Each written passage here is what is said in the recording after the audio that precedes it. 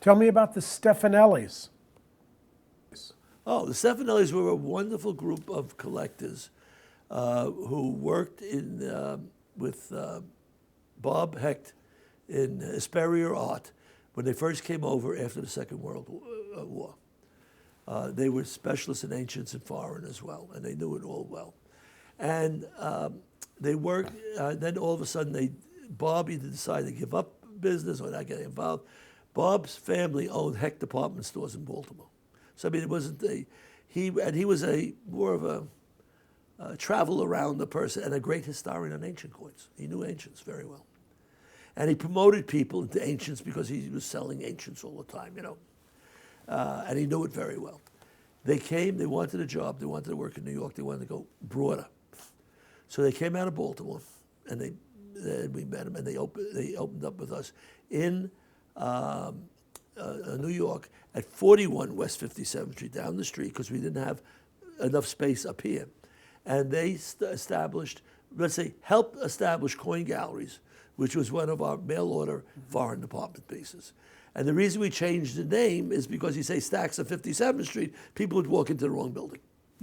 It's bad enough going across the street, but can you picture down halfway down the next street, and we're halfway up the street.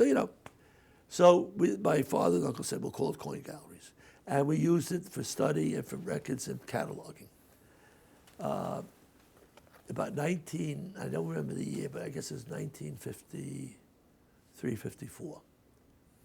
They were getting so well known, they were offered the job as curators of the Smithsonian. That's a big jump. But they were well endowed, they were well known in the collecting world and among the professional world, and they were just well known. And I'm thinking his name now. I'll have to tell you later maybe. Anyway, they took over and ran the Smithsonian.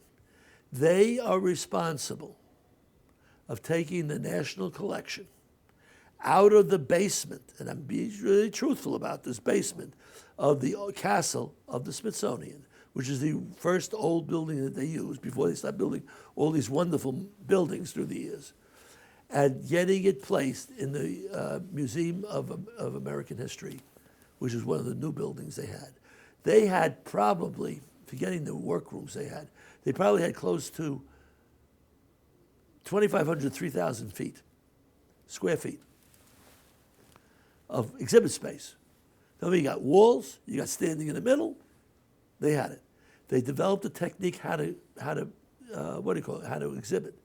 And as it got bigger and more popular, they were ones who helped us place, through an act of Congress, they were asking for the Smithsonian. So it wasn't me asking for it, it was the Smithsonian asking for it, to get the Lilly collection into the Smithsonian. From that point, from all those years, if I needed something in foreign or ancient or something to help, how do you catalog this? What do you do with this? But we needed it. Or vice versa. They wanted this, or they needed a donation. Our company bought the items directly from the sources they had when they went to Europe and all other places, brought them over to the United States at the cost of the United States government, because afterwards, and gave it to Smithsonian. So they shipped in stuff that we were buying. That's how, if you look at the fact that the Stacks family had 5 names on the donation board years ago as the donors of one of the most important donors to the Smithsonian. We gave them things that they needed, what were missing from the Smithsonian, that expanded their collection, made it better, got involved with fighting with the directors to be able to make sure that they didn't take something off display and put something on. We helped them build the Smithsonian.